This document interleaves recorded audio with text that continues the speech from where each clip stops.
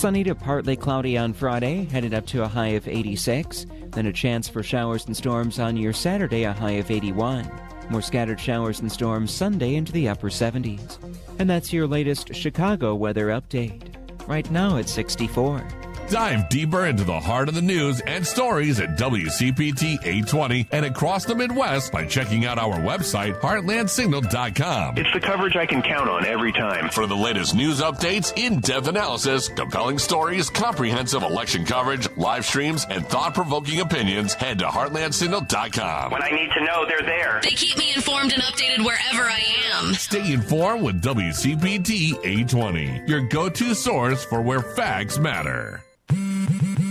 Straight Talk presents The Math of More. Here's how it works. When you say yes to more with Straight Talk, you're left with more for all the other good stuff. So getting an unlimited plan starting at just $25 a month equals more savings for your family's weekend adventures. And with a network covered by Verizon, you can share more from wherever you go. It's simple math, really. More equals more with Straight Talk. Available at straighttalk.com and Walmart.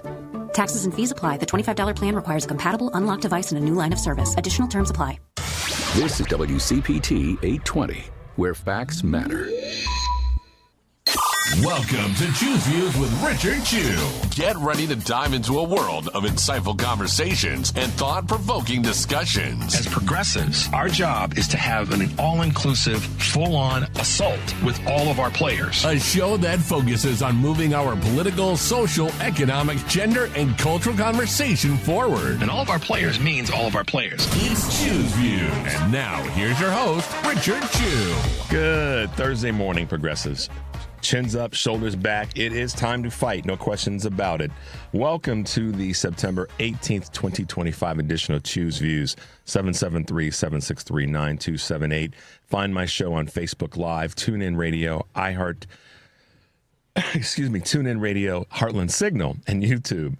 Email me at richard@wcpt820.com. Follow me on X, Instagram, LinkedIn, Facebook, Blue Sky, Threads, and Substack. That's where we are. Catch all of our shows by subscribing to our WCPT podcast on Apple Podcast, Spotify, and iHeartRadio. There you can get Choose Views featured interviews, Joan Esposito, live, local, and progressive, Driving It Home with Patty Vasquez, The Big Picture with Edwin Eisendrath, Out Chicago, and our other shows and interviews. Make your way to heartlandsignal.com to check out all that's happening over there. And namely, we've got clips and posts right after the other, it's quite an array of things that we have there, from Mike Braun in Indiana and his commentary about gerrymandering. Of course, Governor Pritzker once again talking about what Donald Trump might be suffering from, and Jasmine Crockett giving him the business in the House Oversight Committee hearings. So make your way there to check out the clips and posts that we have at heartlandsignal.com. Okay. So much to say this morning, so I got to keep it moving forward and keep it on track. But our guest on today's show will be the mayor of Aurora, Illinois, John Laesch, will be with us in the 6:30 hour. Andy Levin from a very important green organization in Michigan that will be chatting with us and a little bit about his time in politics. And then law professor Tom Ginsburg will be with us as well in the 7:30 hour. So we've got back-to-back great guests and folks that are going to bring us some new information and some updates and some things for you guys to be thinking about and talking about. So we're looking forward to having them on the show this morning. But right now, check this out, progressives. In Wisconsin, there are currently 36 cases of measles, all in unvaccinated individuals, 22 of whom are children. I am thankful that we have not seen any deaths yet, as we have in Texas. Dr. Oury, you have seen firsthand in the ER what vaccine-preventable disease can do. What would an increase in vaccine-preventable diseases mean for children and families across the country? It's going to be heartbreaking. Not only will it overwhelm our healthcare system, but children will have, some of them will be deaf. You know, we've seen congenital measles cases in the U.S., and I think what concerns me is these aren't harmless diseases. We just saw the case in California of a young child that died of encephalitis from years after measles. These diseases have long-term consequences, and we don't need, in the U.S., we have gone so far in reversing this. We don't want our children to die. The last phrase, last statement, and that was Dr. Deborah Horry in the hearing with Senator Tammy Baldwin. Okay, so it goes without saying that we don't want our children to die. And we're going to, after the break, we're going to have another clip with regard to things at the CDC. RFK Jr. does not know what the hell he's doing. The entire administration, as I've said so many times and will continue to say, and you guys need to do the same thing. The administration is, the people that are there are mediocre. In fact, they're more than mediocre, they're incompetent. Look at how the hearings have gone the last couple of days in terms of senators that have just been leaning in hard, excuse me, and now House members on Kash Patel. Incompetency in droves. The CDC, the same thing. Do you guys realize how serious a measles outbreak could be for our children, for all of us? And again, this is because we have knuckleheads in these roles. And we as progressives have got to do our part to keep pushing our people and pushing ourselves. But I do not want any of us to take the blame. If you voted the right way, which was for Kamala Harris for president, and for House members that were Democrats and Senate members that were Democrats, and your state legislators, then you did the right thing. Could we all have done more? Absolutely. I take that on first and foremost. There's things that I say to myself, gosh, I wish I had done that. But we did the right thing, you guys. This is not in our laps. What happened last week in Utah, what happened in Colorado with the shooting with the children, the school children there, what's happening with these measles cases, that's not in our lap unless we sit back and not fight. Then it is in our lap. But what's happening right now, it's not in our lap. It's in the Republicans, the GOP, MAGA, this White House, and the regime. This entire administration's at fault for these things. Not us, unless we sit back and choose not to fight and wait for a better day. Okay? RFK is full of that stuff that, is, we refer to it as malarkey. Joe does, meaning Joe Biden. And BS and all the rest. He doesn't know what he's doing. I would dare say we could get some second-year medical students that know more about disease prevention and disease abatement and control than RFK Jr. does. I'm pretty certain that we could find a number of medical students that know more. Hell, there's probably some pretty brilliant high school biology and chemistry students, Maddie B., that would be able to do a better job than RFK is doing. So we don't want our children, obviously, to suffer or to catch any further diseases or any other illnesses. And we as adults don't want it either. But this dude is off the rails. We've got a clip that we're going to play after the break that we'll talk more about that.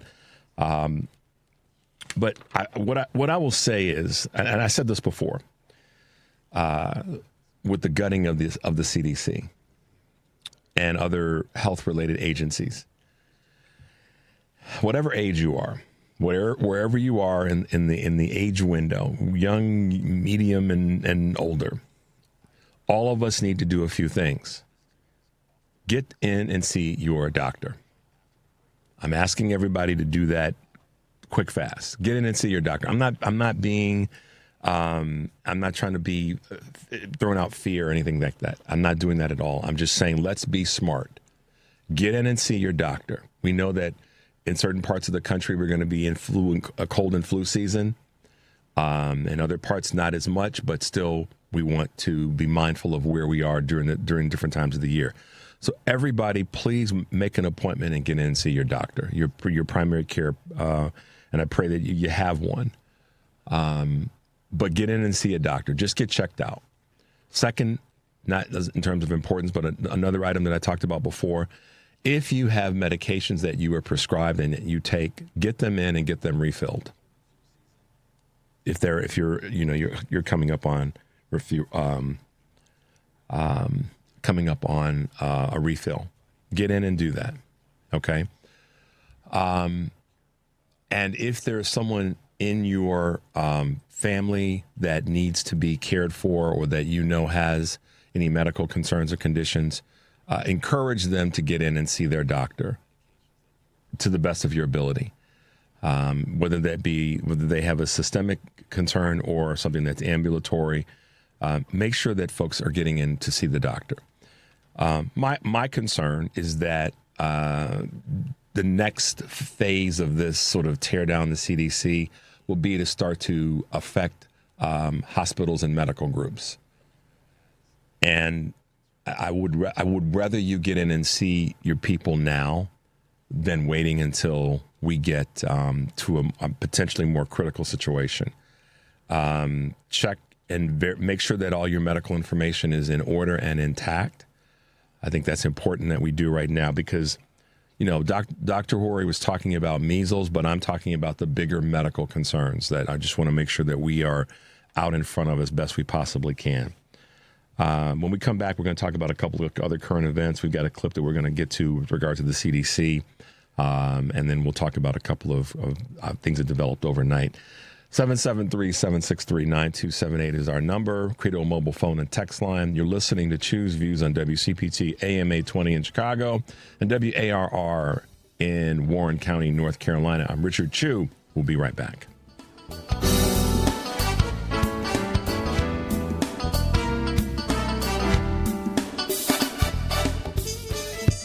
Progressives, this is Richard Chu, host of Choose Views here on WCPT AM 820, 6 to 8 a.m. Monday through Friday. We have some real challenges in front of us as a country. Since the beginning of this show, I have always felt compelled to bring you the best that I've got. Now, there's always a why to doing whatever we do. So, as we go forward and face these challenges, know this, you listeners are my why. Because I want to make sure I do everything I can to provide a safe, open, forward-moving space that allows you to call, email, text, or just listen to a guy that wants to help you bring out your own championship qualities to truly make this place better for us all. Lofty goal, idealistic, maybe so. But that's my why, and I look forward to bringing you the best that I've got. This is Richard Chu. Stay tuned. This is WCPT 820, where facts matter. Welcome back to Choose Views with Richard Chu. Welcome back to Choose Views. Spoke of a clip, but first I want to hit you with a couple of quick Choose Views news items. Then we're going to talk about a couple of current events. The U.S. economy grows for the rich, not necessarily for the poor. The post-pandemic boom that lifted lower-income workers has receded, leaving America once more divided between the haves and have-nots, the Wall Street Journal reports. Now, the economy is boosting higher earners with robust 401k accounts, valuable homes, and booming stock portfolios. Conversely, wages are flatlining, unemployment is rising, and housing costs remain punitive for poor and middle-class Americans. The August wage growth tells a story. Low-income earners had their worst month since 2016, while high-income their best since 2021. As a result, the rich are driving spending more than ever before. I'm going to say it wasn't about the economy. It wasn't about the price of groceries. It wasn't about any of those things. Some may say it's because of the Electoral College. That's part of it, absolutely. But what it was really about, guys, racism, sexism, Christian white nationalism, and privilege. It's right there. It wasn't about helping the poor middle class because they haven't done a damn thing to do that. It was about those other four. I'm telling you, look at what's happened from this administration in 7.5, 8 months. All right.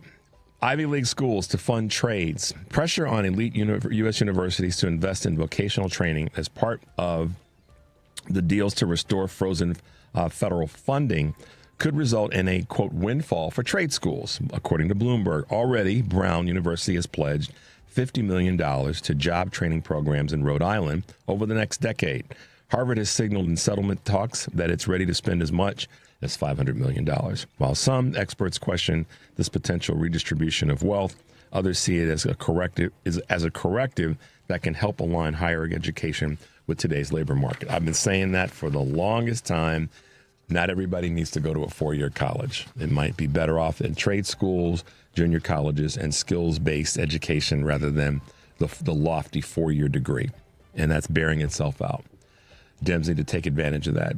Bank of America and Amazon are bumping up pay. Two major employers, B of A and Amazon, have announced they're bumping up pay. In Bank of America's case, the minimum hourly pay will rise to $25 next month, and the bump follows through on a company promise to raise pay to $25 in 2025. Meanwhile, Amazon says it's putting $1 billion toward pay increases for fulfillment and transportation workers, bringing the average hourly pay to $23 ahead of the holiday shopping season, because we all know stuff's going to be more expensive this year because of the knucklehead in the White House and his administration and his minion that are allowing him to do what he's doing. And last but not least, Ben & Jerry's co-founder is stepping down. Ben & Jerry's co-founder, Jerry Greenfield, is stepping down after nearly half a century. Greenfield wrote on social media Wednesday that the under-parent company Unilever, the ice cream maker that has not been able to speak out on social justice issues he sees as crucial to the brand. Unilever's ice cream division, the Magnum Ice Cream Company, which is in the process of being spun off, said it disagreed with Greenfield and wanted to strengthen Ben & Jerry's powerful values-based position in the world. Okay. I am going to more so align myself with what Jerry has to say. All right, guys, there you go. A couple of quick Choose Views news items. I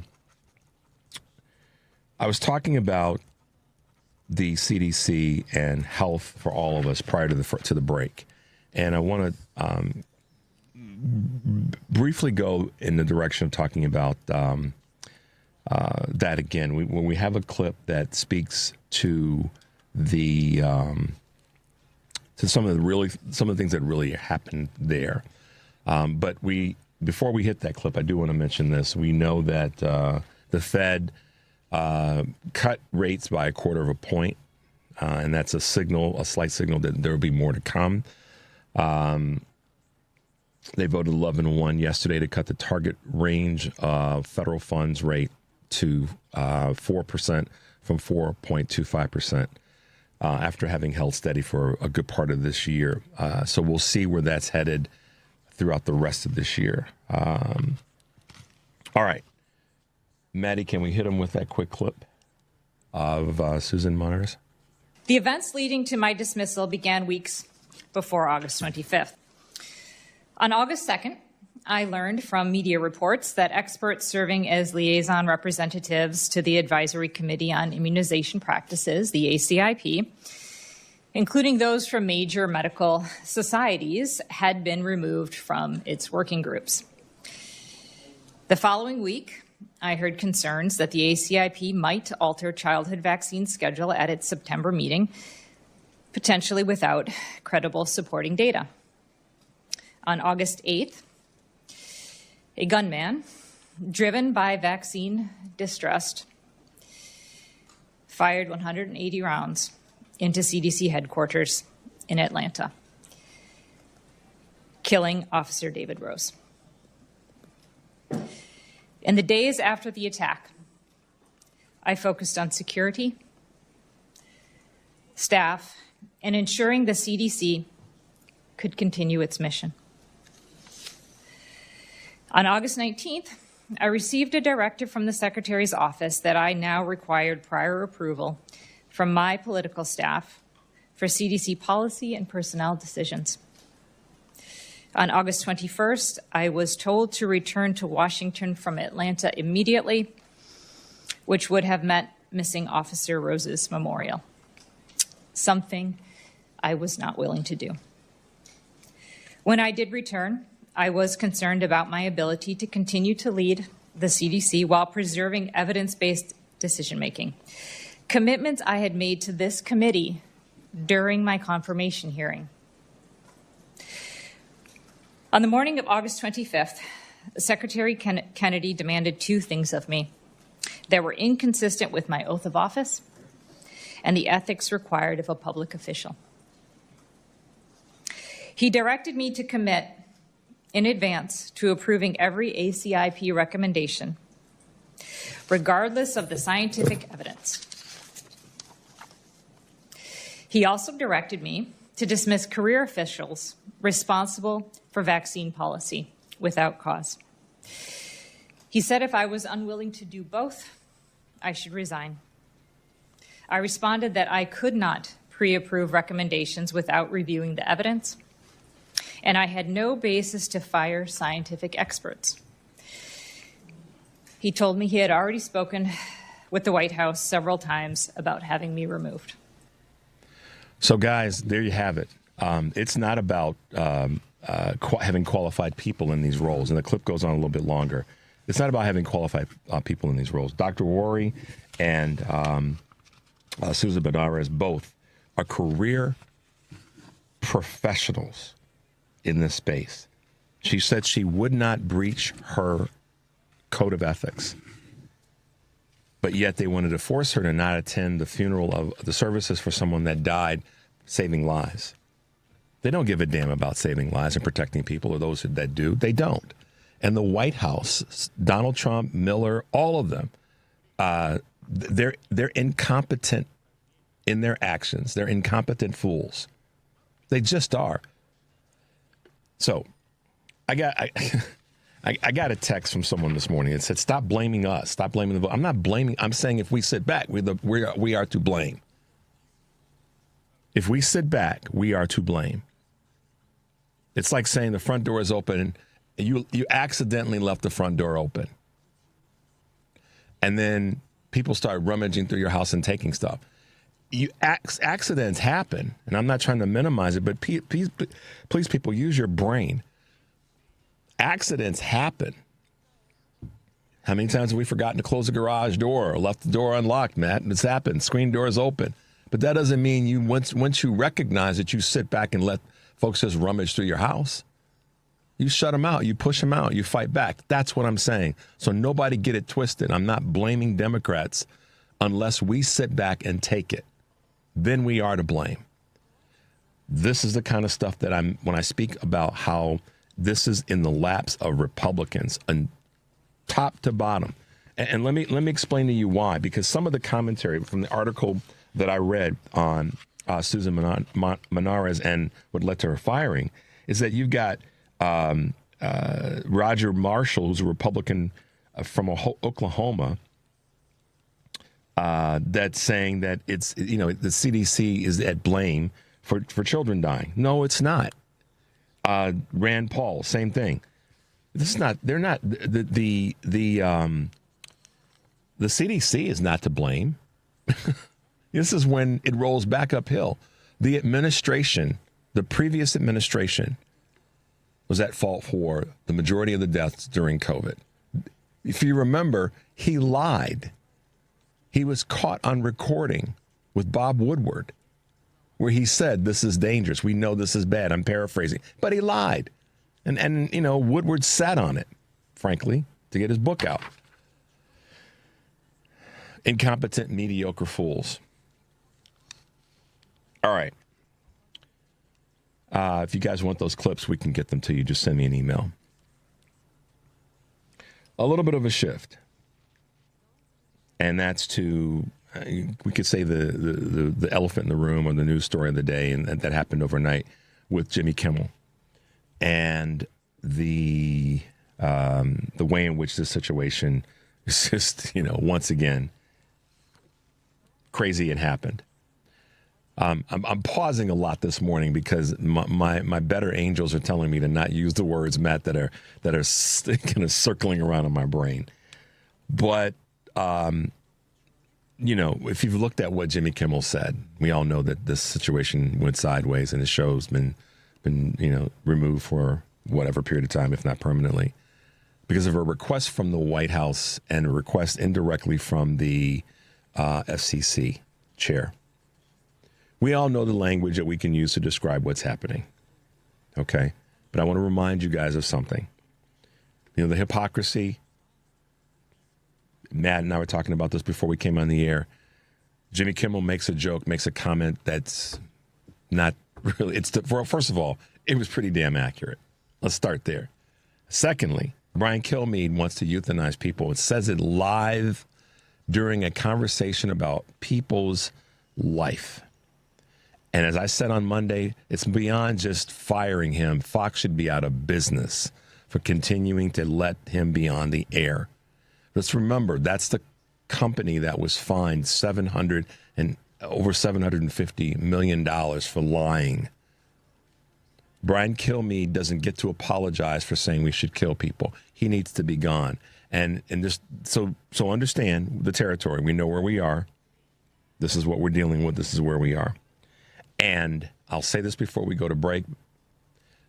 All of these things, keep in mind, all that's happening and all the huff and puff coming from the White House with regard to Charlie Kirk and blah, blah, blah, and all these other things, and Trump going over to the UK and making a butthole of himself, distractions from the Epstein files. Make sure that stays in your mouth. Where are the Epstein files? Release the Epstein files. Push your representatives to keep asking, where are the Epstein files? Where are the Epstein files? Okay? We want to know. Keep pushing. These are distractions. Jimmy Kimmel will reemerge. He's going to be all right. We'll miss him for the time being. But keep pushing for the Epstein files. Do not get caught up with the distractions. And we have to keep using our voice in other forms of media to keep the message out there, because that's what I'm going to do. Let's take a quick break. You're listening to Choose Views on WCPT AM 820 in Chicago, WARR 1520 AM and 103.5 FM from Warren County, North Carolina. I'm Richard Chu. We'll be right back.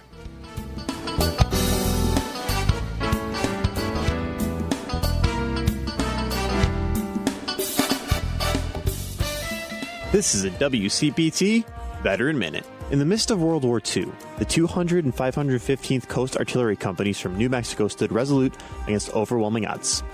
Composed largely of Hispanic soldiers, these brave men were stationed in the Philippines, where they faced the brutal onslaught of Japanese forces.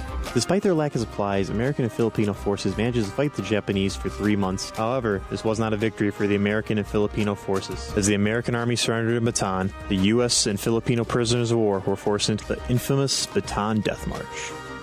A grueling 65-mile forced trek under the scorching sun, marked by extreme deprivation and harsh treatment. Sadly, 829 men were never able to return home. New Mexico's veterans of the Bataan Death March are honored each spring with the annual White Sands Bataan Death March Marathon.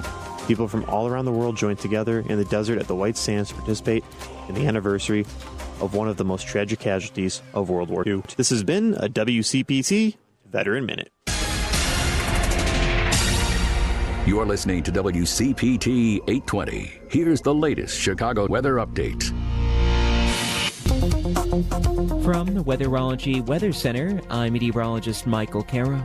For today, some patchy fog possible early on, otherwise look for mostly sunny skies. We'll have highs in the mid-80s. Then for tonight, mostly clear, a low of 65.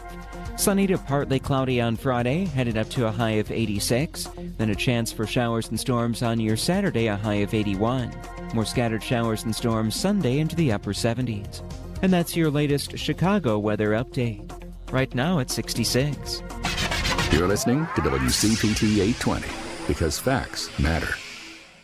Welcome back to Choose Views with Richard Chu. Hey guys, welcome back to the show, and good morning if you're just tuning in. 773-763-9278 is our number, and it's also our Credo mobile phone and text line, so feel free to hit me with the text if you aren't calling in. I know we've got some calls already, so you guys sit tight. We will get to you. We've got three guests on the show this morning, but we'll work to get your calls in, so hang in there with us.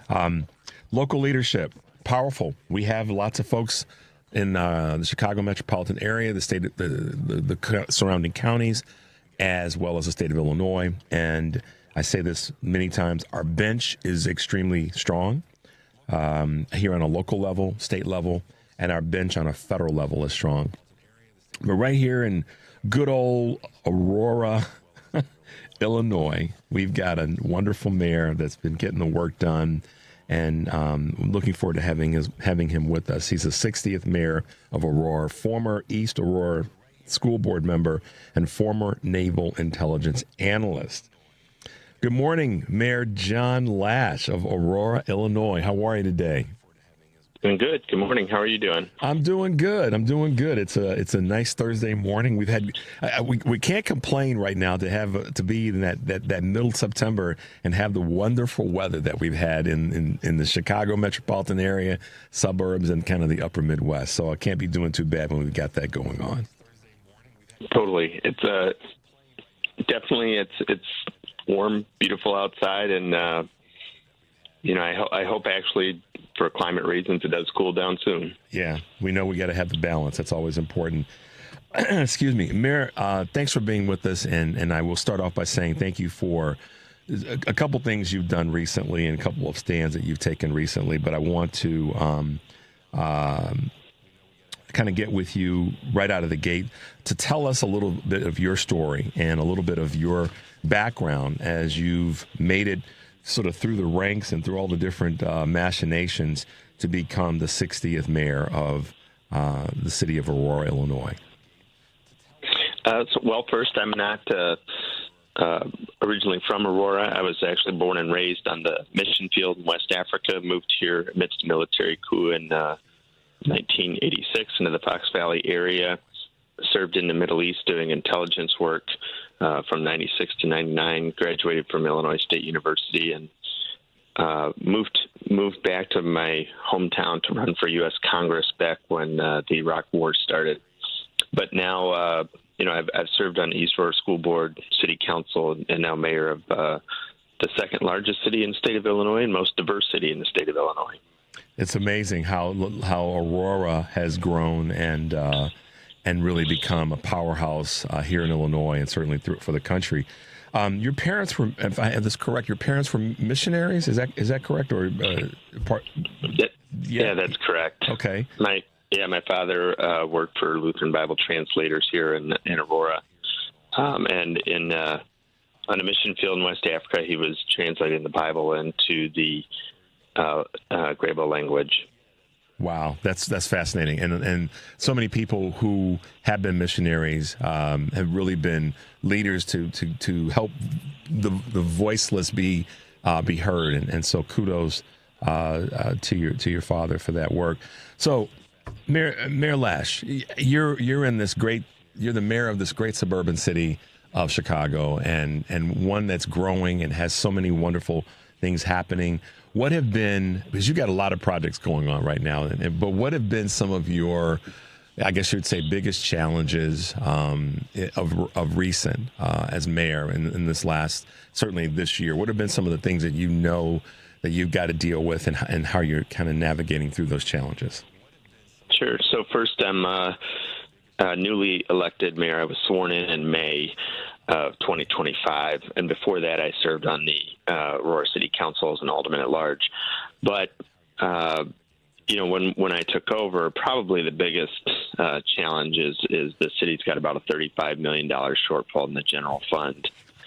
Previous mayor, a lot of what I would describe as reckless spending without really a solid budgeting process. Secondly, things like OnLight, our city's fiber optic broadband, are running out of money. Again, it was a situation where previous mayors, CIO, had spent hundreds of thousands of dollars on lucrative, lavish trips, airline tickets, nights out on the town, gentlemen's clubs, of taxpayer money, and ran the organization financially into the hole. There's just been a number of challenges since I took office. But we're working hard every single day to right the ship and stabilize our financial position and start to move our city forward again.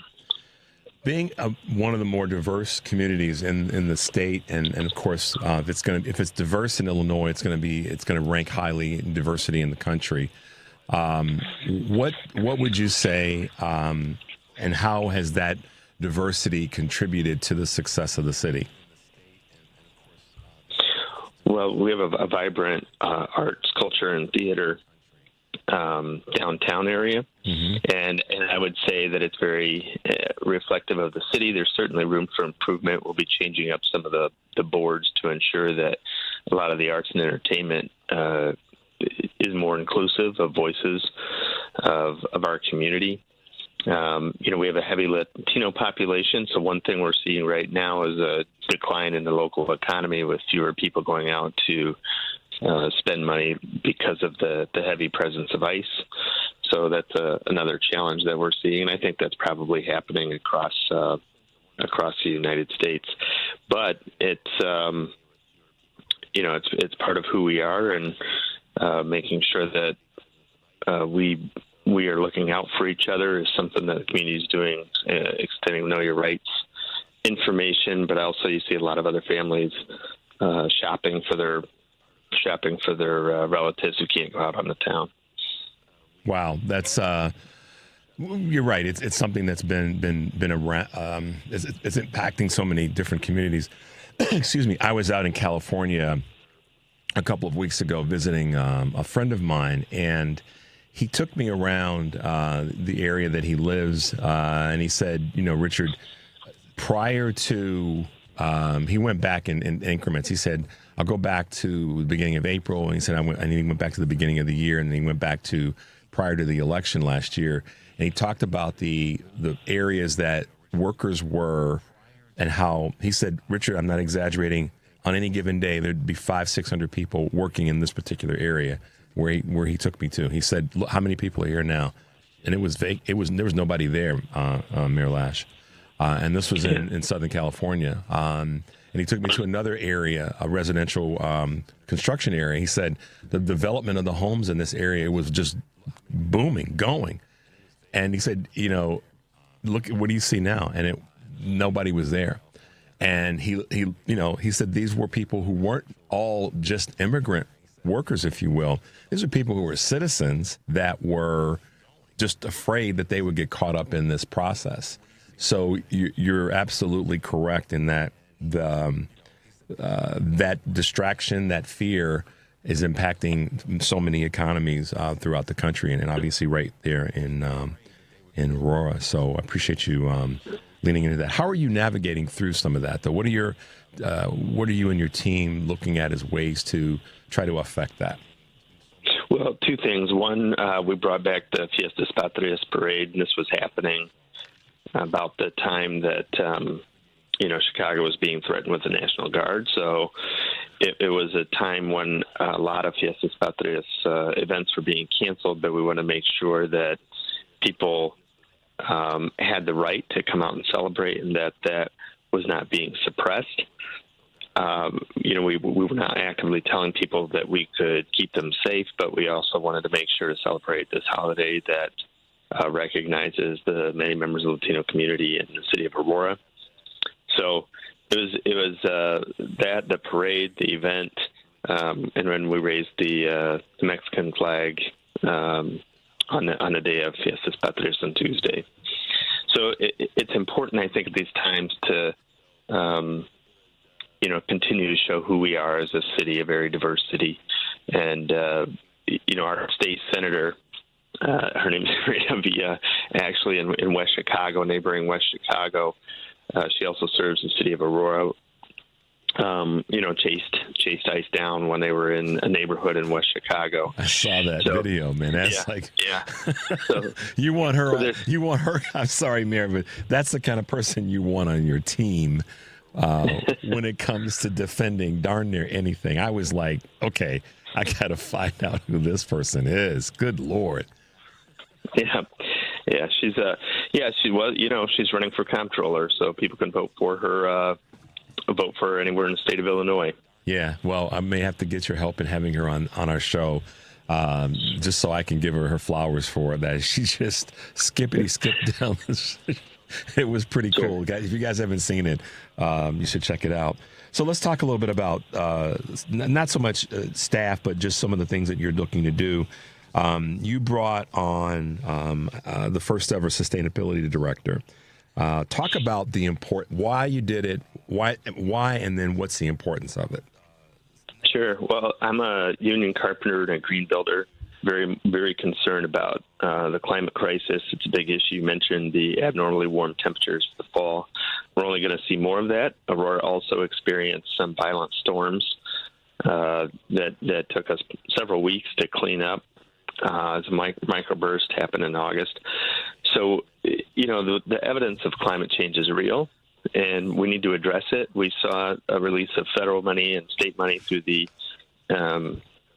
Inflation Reduction Act and then the CEJA bill that passed several years ago here in the state of Illinois. Now it's up to local municipalities to implement the incentive programs to get people to adopt more green building programs, move over to solar energy. And really, if the federal incentives on solar are running out, they cover up to 30% of the cost of putting solar on your house. And those expire at the end of December, but if somebody wanted to take advantage of those, they need to apply right now to get the building permits necessary. So having a sustainability director helps residents of Aurora find these incentives. It helps us put together more economic development deals. And we're, of course, modernizing our fleet of vehicles, moving over to more electric vehicles. But it's important to have somebody on staff that knows what's going on. They'll probably make this a whole department over my time in office. That's really cool. I mean, it's so insightful, and you're just looking toward the future, and the future is now. Every move we make is important because it's now, and it's also the days and weeks and months and years to come. You're listening to Choose Views on WCPT AM 820 in Chicago and WARR in Warren County, North Carolina. I'm Richard Chu, and we're talking to Aurora Mayor John Laesch. He's the 60th mayor of Aurora, former East Aurora School Board member, and former naval intelligence analyst. Mayor Laesch, you were about to say something regarding the sustainability and its importance. As I was saying, the future is right now. Let's talk a little bit about, I know you had a point you were probably going to make. Well, just a thought is that, the real challenge here is to try and position Aurora to be the green building epicenter of the United States. So we have a long, stable economy for the next 20 years. If you're at the cutting edge, there's a good chance that it'll benefit the whole community with more living wage jobs. Yeah, and it's a call from so many folks that are part of the middle class or middle income or even lower income part of our society. The more we lean into those types of jobs that are based on continuing our effort in sustainability, the better for our economy, the better for our environment, and the better for folks just in general, because this is another area that we've never really tapped into. I know former President Biden really was leaning in that direction, and he was trying really hard to get the country to think more openly about that future. So it's good to hear that you are sort of, in your way, taking up the baton and running with it.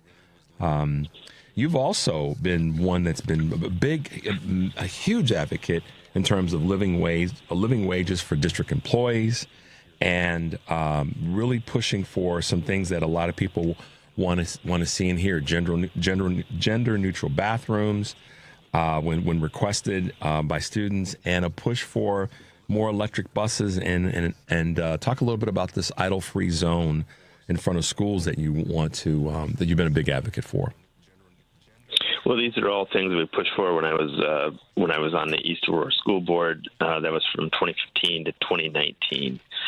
We didn't get everything that we wanted back then, but West Aurora, on the other side of the river now, is moving to an all electric bus fleet, which is positive. I live on the east side of the city, and I'm going to hope that eventually the school board goes in that direction as well on this side. So sometimes, you plant an idea or initiative, and it takes a while. You don't get it the first round. You have to keep working at it before you can be successful. So that's always been my approach, is if you don't, just keep coming back at something until you get it. Yeah, just keep. My father used to say, keep dripping water on it until it decides to dissolve away. So you've definitely been one. You've planted a lot of seeds, Mayor Laesch, and we're really proud of the courage that you've had on some other areas recently. Obviously, you were essentially not going to bend the knee, if you will, when it came to this request regarding flying flags at half-mast. And you were unapologetic about that. And I just kind of want to hear your words and thoughts about that. Sure. The more recent kerfuffle. Yeah. Look, yeah. First of all, we took a choice to put the flag at full mast on September 12th, and it wasn't a decision made without thought.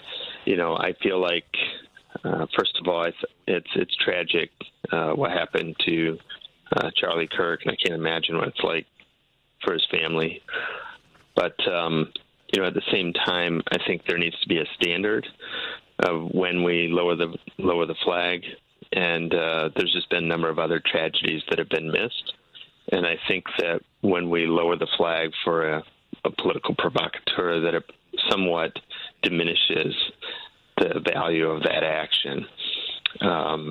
For the 3,000 some people that lost their lives on September 11th and mass school shootings, and even here in Aurora, Illinois, President Trump did not lower the flag after a mass shooting at a small factory called Henry Pratt. Yep.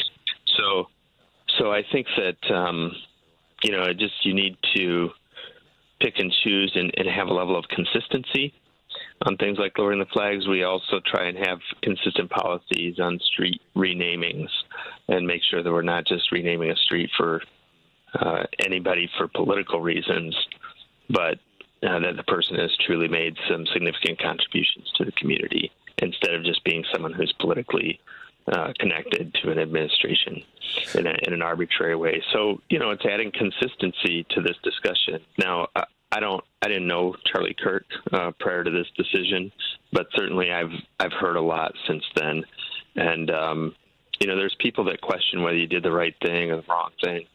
And just after seeing Jimmy Kimmel's termination, and a friend in Texas also was telling me, she's a teacher, that teachers were told if they posted anything negative Charlie Kirk on their private social media accounts that they would be terminated and lose their teaching license in the state of Texas. And, I don't know, this extreme censorship just makes me glad that, I made the right decision there. Again, I didn't know Charlie Kirk, but the more I learned, the more I think that it was the right thing to do. And that's the difference between people who are willing to do the right thing for the right reasons and people who are willing to do things just because they're convenient. You didn't do politically expedient. Or expedient, right. Thank you.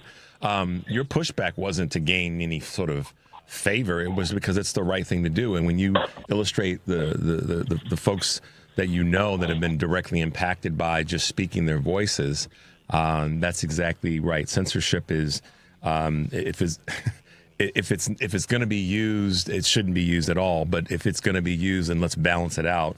As I said earlier in the show, we have one person with Fox that threatens to euthanize folks who are, or thinks that euthanizing people who are homeless is a course of action we should take. Wow. Wow. Versus someone who's told the truth about what was said and what happened to someone. One person gets let go and the other person is still operating.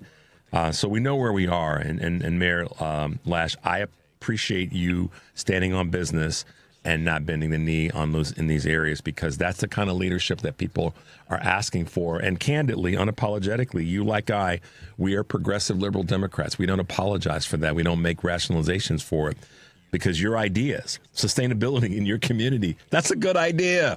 It's a better idea.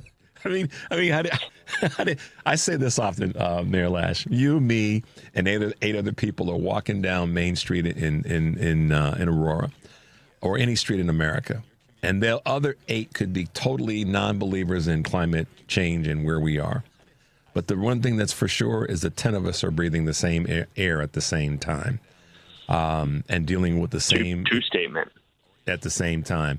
And so that, to me, is all one needs to know when it comes to our environment. So kudos again, I give out a lot of kudos, Mayor, because my I'll come back on. I can ask tough questions, but I can also ask tough questions that have meaning, not just to ask the gotcha question, because everybody's doing that.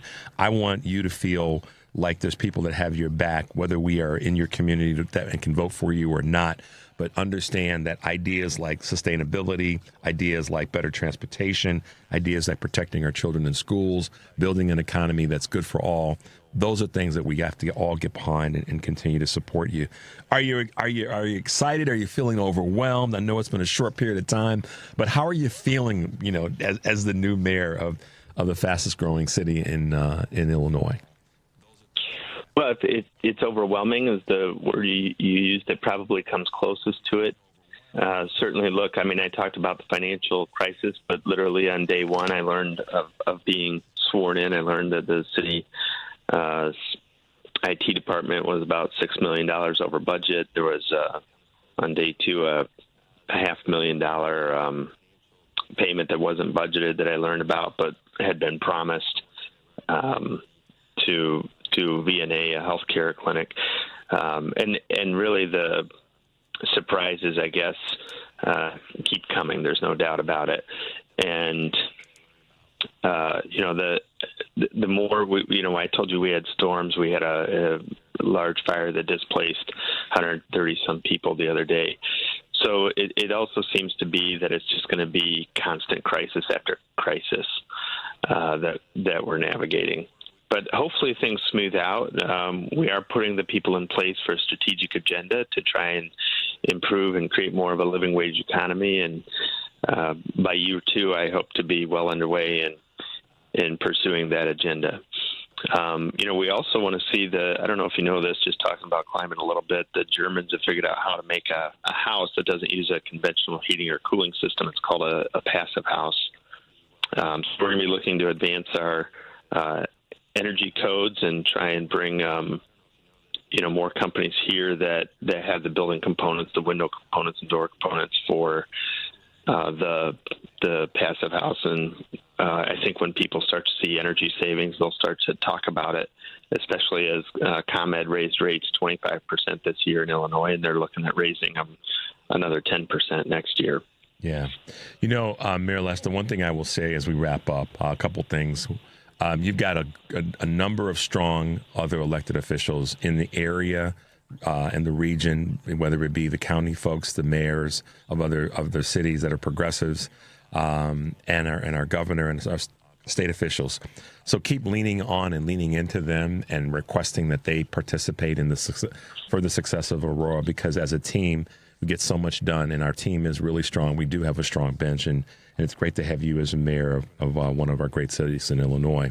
I got to have a little fun with you for a moment, but I'm a little jealous. But now that I know about this place, Dairy Delight, I'm going to have to make my way in there, because I saw you with your ice cream that you had a few weeks back, and I was like, man, I love me some ice cream, so I got to put that on my list of places to go. Dairy Delight, Banana Split, La Garrafa. We got a lot of, and then Silver Plate. Yeah, we got a lot of great ice cream spots in the city. That's great. That's great, man. How can folks reach you, find you, get involved, volunteer, whatever the case may be? Well, I'm not campaigning at the time, but certainly we are going to be using a lot of volunteer help to try and build more housing, habitat housing, energy-efficient housing.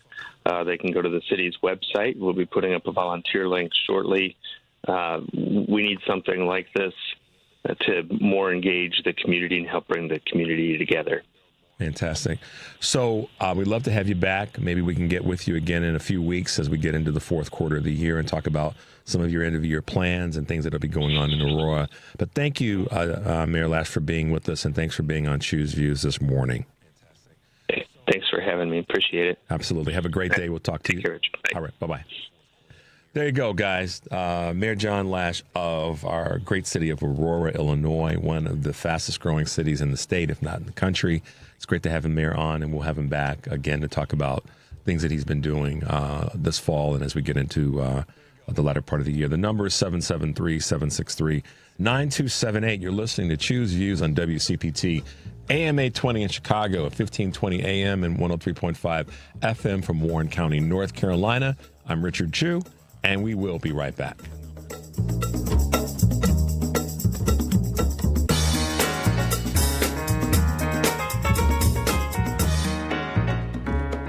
Listen up, fellow timeshare owners. If you're a timeshare owner and you want out at all costs, you're done. Frustrated, tired of wasting money, you don't use the darn thing. Get out now. Hire the best Bulldog timeshare cancellation team in the business. Their in-house legal team, headed by a timeshare cancellation lawyer, can help you fight the biggest and baddest companies out there that sell timeshare. At some point, you were using your timeshare, but now you're not, and you're tired of wasting money. Before you go to the poorhouse, call right now and learn how you can stop the maintenance fees and put more money back in your pocket. Their services cost you a lot less than you think, and you'll save a lot of money over time. Call the Timeshare Exit Hotline now. It's a free consultation. 800-296-0150. 800-296-0150. 800-296-0150. That's 800-296-0150. This is a WCPT moment in labor. In the summer of 1881, 2 decades after the Civil War, 20 African-American laundresses met at a local church in Atlanta to form the Washing Society, a trade organization which looked to create a higher uniform wage and greater work autonomy for laundresses, also known as washerwomen. Through the help of local preachers and door-to-door canvassing, the Washing Society grew from 20 members to 3,000 in only a few weeks. The workers went on strike and faced opposition from their employers as well as the local politicians. The Atlanta City Council proposed a licensing fee for their organizing efforts. Strikers agreed to the fee in exchange for self-regulation. In the end, the City Council rejected the proposed fees and the laundresses prevailed. The impact of the strike led to increased wages for some, but showed that African-American workers, including women, were vital to the New South economy. This has been a WCPT moment in labor. We're working for your rights. If you want thick, healthy, and gorgeous hair, then you need Hair Volume from New Nordic. Available online at Amazon and newnordicusa.com or in the hair care aisle at your local CVS. AP News, I'm Marcela Sanchez. AP correspondent Karen Shamas reports on President Trump's state visit to the United Kingdom. President Donald Trump is meeting Prime Minister Keir Starmer on the second day of his state visit to Britain. After a day of royal pomp, the agenda on Thursday will turn to politics, as well as tech investments. The US President and First Lady Melania Trump were honoured by King Charles III and Queen Camilla on Wednesday with military ceremonies, a private lunch, and a grand state banquet at Windsor Castle. At the Prime Minister's Chequers country retreat, Trump and Starmer are expected to sign a tech prosperity deal, bringing jobs and investment in AI and nuclear energy. Starmer also faces potentially awkward discussions with Trump on Ukraine and the Middle East. Karen Shamas, London. And as expected, the Federal Reserve cut its key interest rate by 1/4 point yesterday. The nearly unanimous decision was seen by many observers as a quiet show of unity and independence, as Trump continues to call for steeper cuts and attempts to fire a top Fed official. And students at Utah Valley University returned to classes yesterday for the first time since the fatal shooting of Charlie Kirk. Utah Governor Spencer Cox visited the campus and had a message for students. This is either the end of something terrible and the beginning of something better, or the beginning of something far worse. And I don't get to make that choice. I wish I could. But you do. Authorities also released more details about the arrest of Tyler Robinson. The sheriff involved with taking him into custody said the 22-year-old was afraid of being shot by police and eventually agreed to surrender only if it was done peacefully. Robinson is charged with aggravated murder and other crimes. This is AP News. An American tennis player is walking back comments she made about the local cuisine. at a tournament in China. American tennis star Taylor Townsend has apologized for making disparaging comments about Chinese food before the United States plays Kazakhstan at the Billie Jean King Cup Finals in Shenzhen, China. The 29-year-old Townsend posted videos of local dishes including bullfrogs and turtles and joked she would need to, quote, talk to HR, end quote, about the quality of the food. Townsend got into a dispute with Yelena Ostapenko last month at the U.S. Open when she said the Latvian player told her she had, quote, no education, no class. I'm Gethin Coolbaugh. An 84-year-old man in Puerto Rico is suing iconic superstar Bad Bunny. The man's home in the southeast of the island served as inspiration for the house that became an iconic symbol at the singer's residency this summer. I'm Marcela Sanchez, AP News. This is 8:20 a.m. WCPT Willow Springs and streaming worldwide at WCPT820.com. We are Chicago's progressive talk, where facts matter. Now your WCPT 820 weather update. From the Weatherology Weather Center, I'm meteorologist Michael Caro. For today, some patchy fog possible early on, otherwise look for mostly sunny skies. We'll have highs in the mid-80s. Then for tonight, mostly clear, a low of 65. Sunny to partly cloudy on Friday, headed up to a high of 86. Then a chance for showers and storms on your Saturday, a high of 81. More scattered showers and storms Sunday into the upper 70s. And that's your latest Chicago weather update. Right now it's 64. Turn up the heat on every drive with a Porsche from the Porsche Exchange in Highland Park. Our tariff-free vehicles are available for immediate delivery, like the 2025 Porsche Cayenne. And right now, lease the 2025 Macan Electric for only $949 a month for 39 months. Don't miss out on the $7,500 EV tax credit ending September 30th. And grab your electric Porsche today at the Porsche Exchange in Highland Park or PorscheExchange.com. $4,929 to accept. Excludes tax, title, license, and doc fee. No security deposit required. Expires 9/30/2025. Alexa, play WCPT. WCPT from TuneIn. This is Choose Views with Richard Chu. Hey guys, welcome back to the second hour of Choose Views today on this September 18th, 2025. Man, oh man, oh man. We have people who talk about the environment. We have a mayor in Aurora, Illinois, who is a leading voice right now in sustainability. And it's great to have that kind of leadership with us, and people that are leaning into an important part of how we survive and how we live, and that's taking care of this big old planet that we live on. With us this morning is former congressman and Lean and Green Michigan founder and chief strategist. That would be Andy Levin. Good morning, Mr. Levin, and welcome to Choose Views. Hey, thanks so much. It's great to be with you. You too. Well, I'd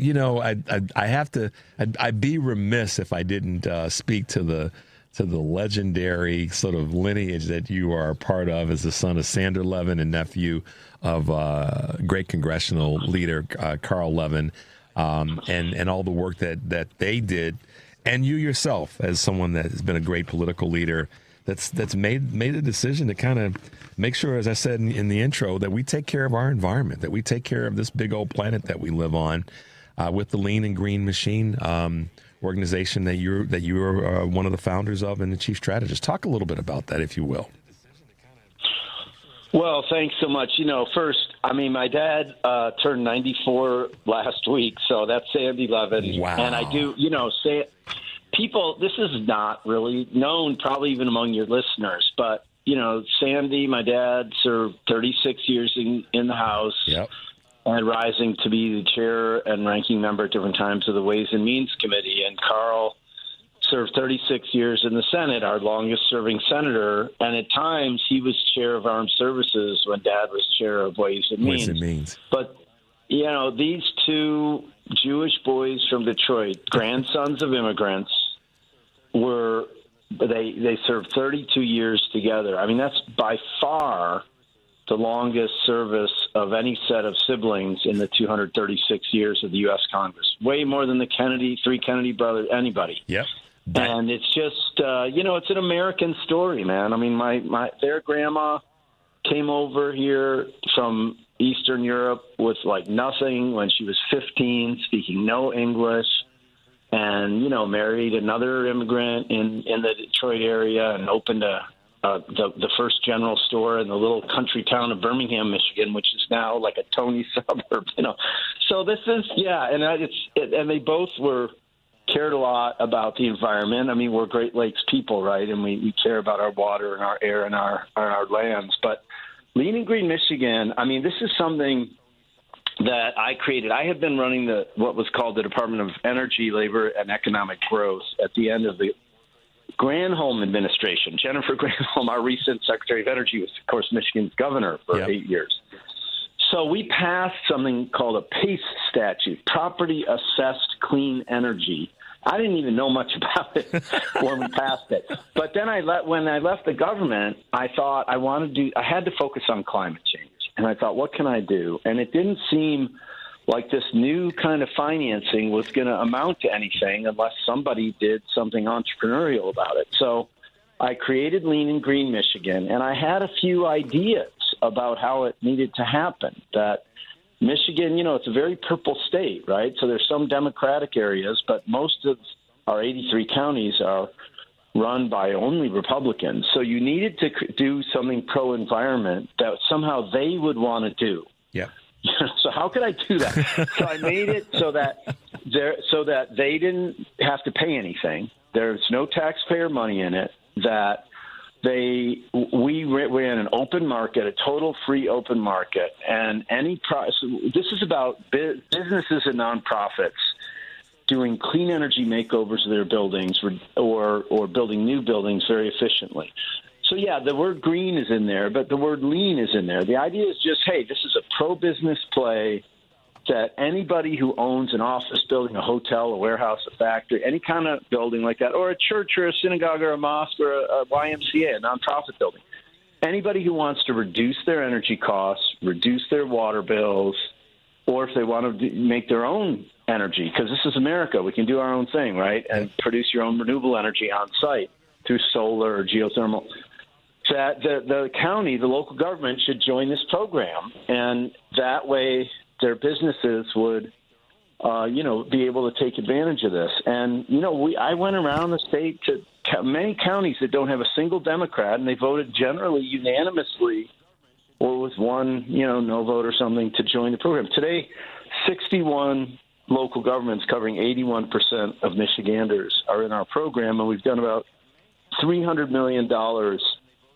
of financing where in every case, just a property owner for their own sake gets the county to put a special assessment on their, warehouse or whatever they own in order to secure this kind of long-term fixed interest rate financing that makes a clean energy project cash flow for them. It makes, because in general, if you do get like new windows or boilers or chillers or, anything like that, new insulation, it may take 8 or 10 years to pay back.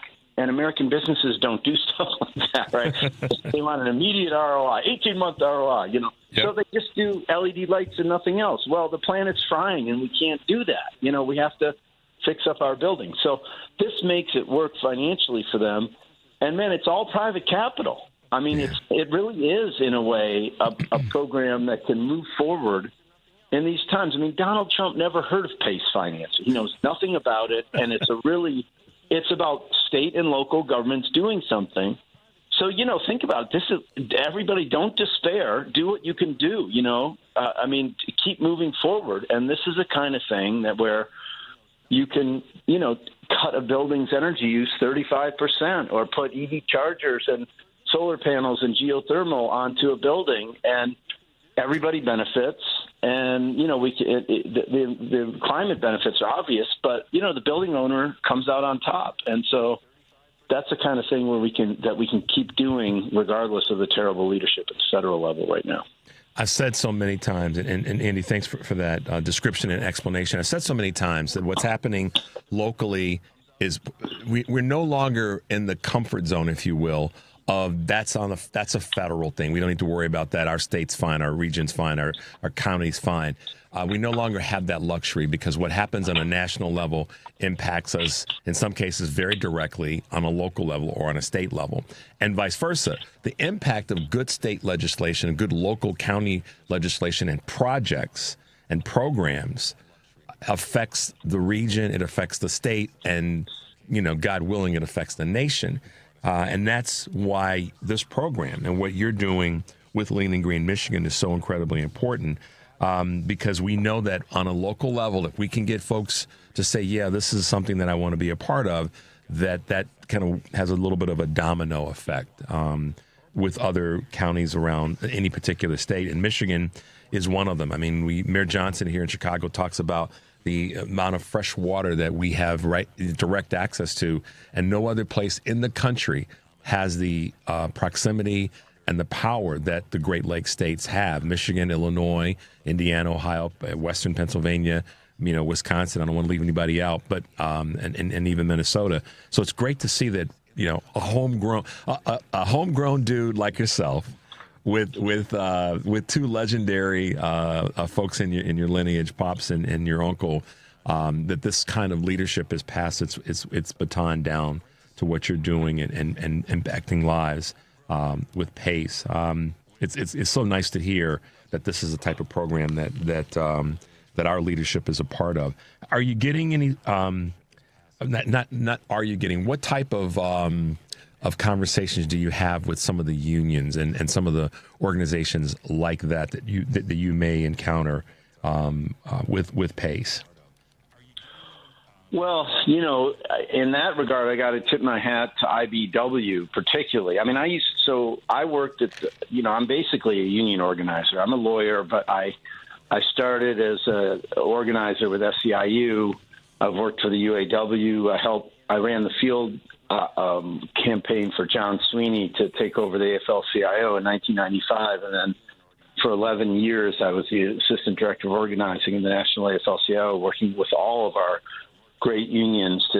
So I'm super, pro-union and into the idea that we need way more people to have a union in this country if we're going to have less extreme income and wealth inequality. But in this case, when I was starting this, nobody knew what PACE was, and there wasn't a lot of interest. But the IBW was transforming its local 58 is our big IBW construction local in the Detroit area, and they were transforming their local building headquarters into a zero net energy building, which they have done.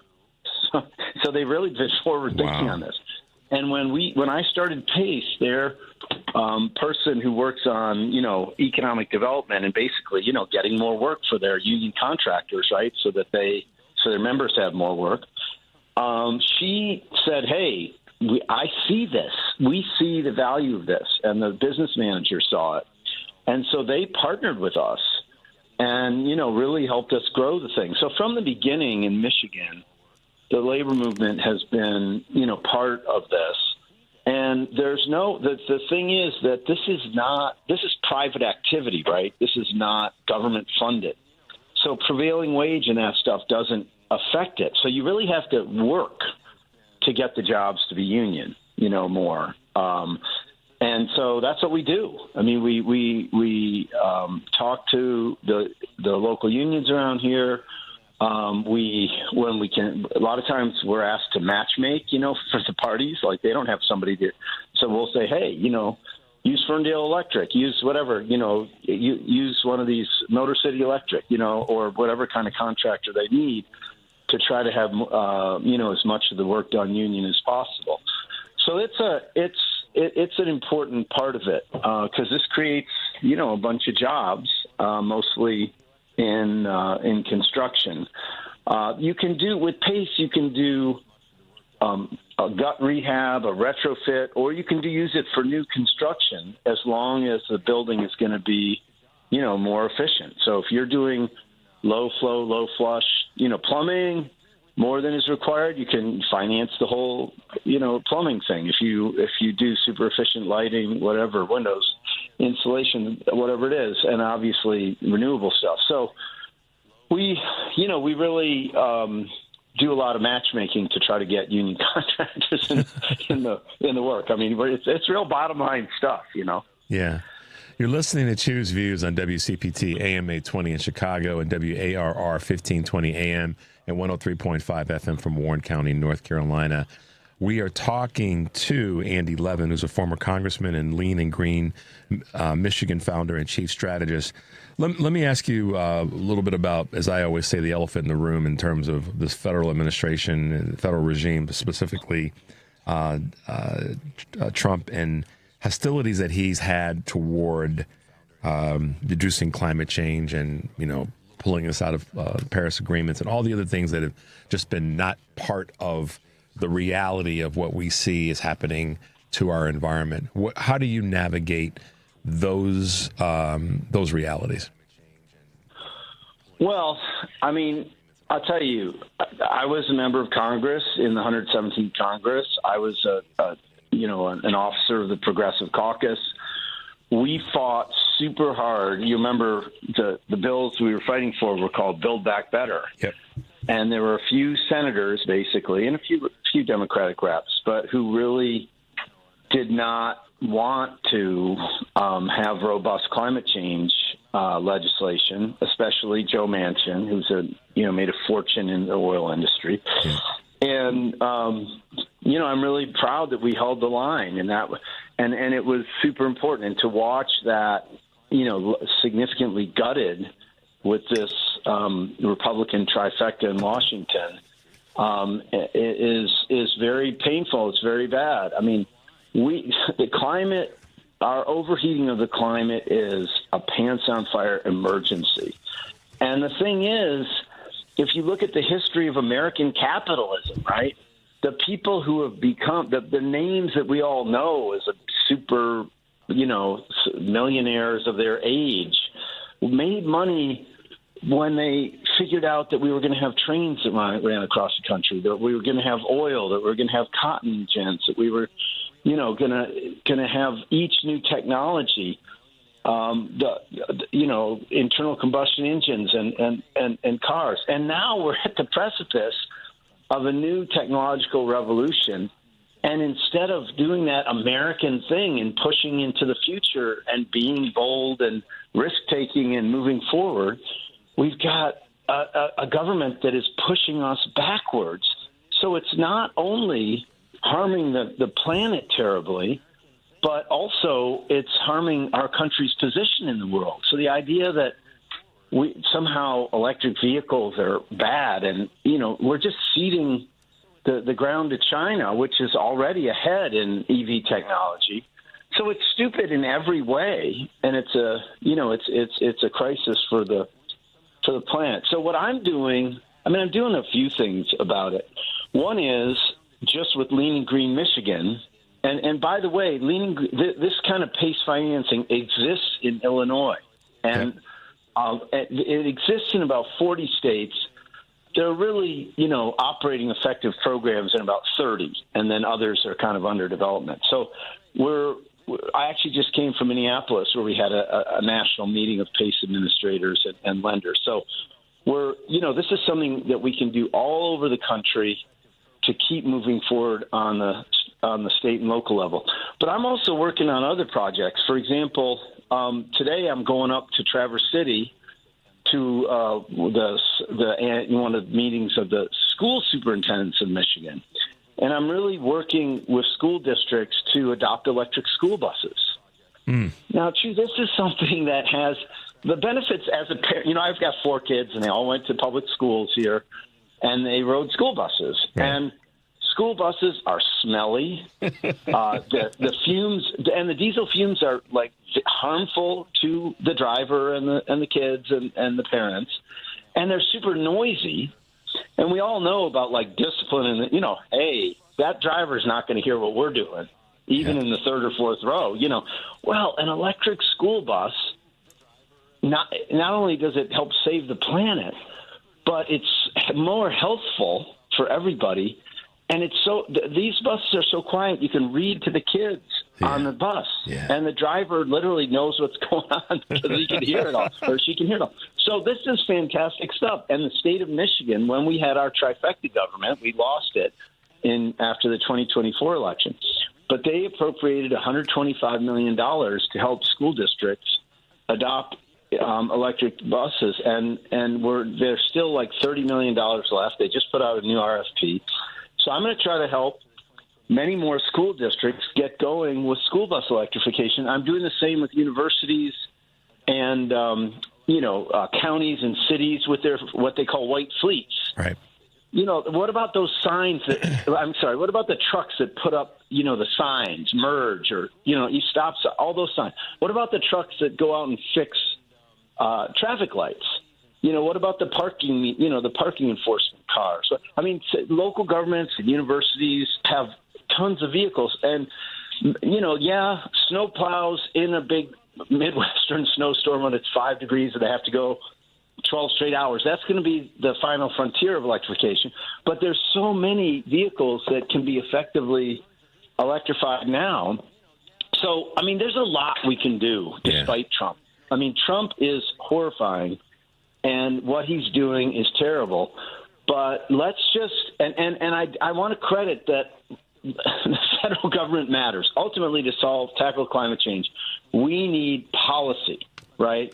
It's not the market's not going to solve it by itself by any means. It's capitalism is oriented towards profit and me making money for my company and you all that kind of stuff. And we need to come together as a country, as a people, as citizens, and say, whoa, we're actually going to make decisions to save our planet, and we can do it. The thing about capitalism is that the little secret of it is that it's only really been, successful in America, or it's been more successful when there's been good policy that actually. So child labor laws actually have helped make America more prosperous. Yep. Even though even right now states are trying to gut child labor laws. But truthfully, once we stopped having kids all working when they were 8 and 10 and 12, and they all went to school, they became educated and literate, and they became mathematically literate, and they could do a lot more sophisticated work. Our economy could move forward.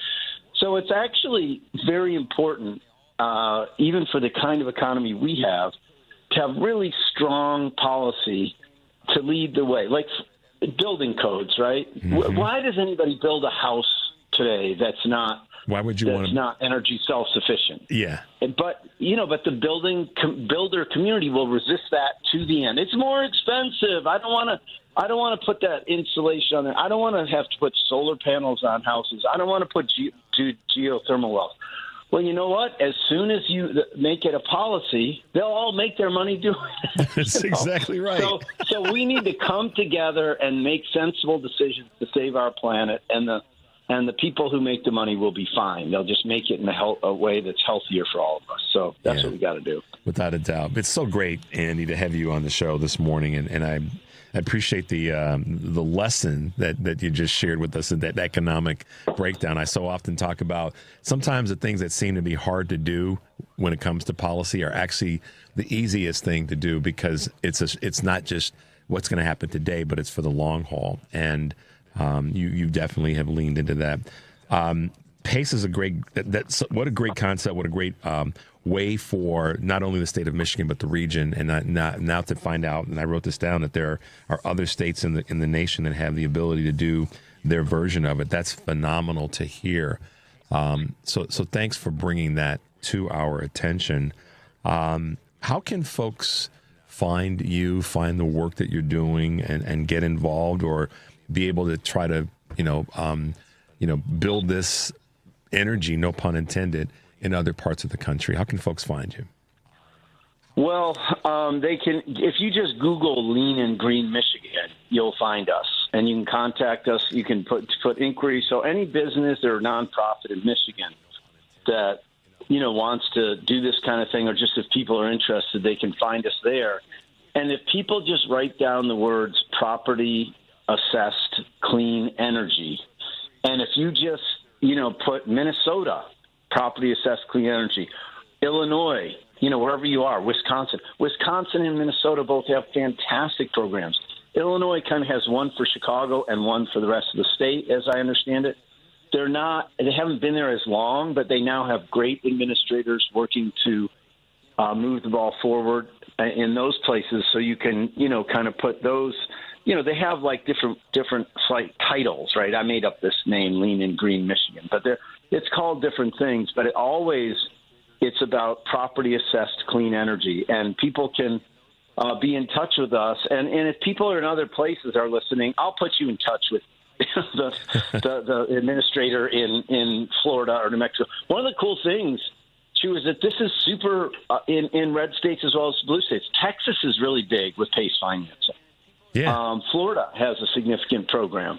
And so far, the MAGA people, there has been some resistance just recently in expanding to the last few states when it's a MAGA-controlled state. One state, a state legislator stood up and said, "This means the UN will take over our economy." You can't say it without laughing. I know. Especially since this is like the most local idea. Literally your county in Michigan, we focus on counties, but like Connecticut is big with PACE. They don't even have counties, so there it's towns. Right. But whatever it is, right, your local government literally approves each project when you, you're a hotel franchisee or some darn thing. You're a super typical American business person, and you just want to save some money, So this is something that works all over the place. And even if your listeners are in rural areas or urban areas or, downstate Illinois or whatever it is, this is something that can work for nonprofits and businesses all over the place. And, you can save some change and your grandkids will be proud of you for having done it. Andy Levin, thanks for being with us this morning. We will talk again, and I appreciate you giving us the opportunity to have what you're doing out there for so many people. So stay safe, keep up the great work, and we will talk with you again soon. Sound good? Thanks so much. You too. Take care, sir. All right. Bye-bye. Great to have him with us this morning. Wow. All over the country, opportunity all over the country, local opportunities all over the country, particularly protecting our environment. I talked about our health with regard to CDC and having better, smarter people in those roles. And when it comes to our environment, we've had two people back-to-back, Mayor Laesch of Aurora and now Andy Levin, talking about the importance of the health of our planet. So get involved. Both of them say, get involved. 773-763-9278 is our number. Credo mobile phone and text line. You are listening to Choose Views on WCPT AM 820 in Chicago and WARR from Warren County, North Carolina. I'm Richard Chu. We'll be right back.